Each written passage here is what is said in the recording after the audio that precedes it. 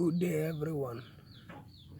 Yeah, when you go to your greenhouse or when you go to your pen and you see exposed egg, especially the greenhouse, I am not much into the pen system.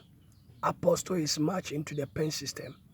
But for the greenhouse, when you see an exposed egg like this, you have to cover them with the soil.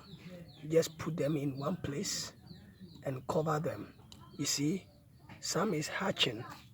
It is hatching, but it is not complete hatch. So you can still cover it. They are still hatching. Some has just hatched. You see, it has just hatched. So the ones that has not been hatched, you just cover them with soil. You just cover them with the soil. Yes, you just cover them. You just cover them with the soil like this. You cover them all with the soil so that you incubate it, so that it will continue hatching. Yeah. All right. Thank you. Bye.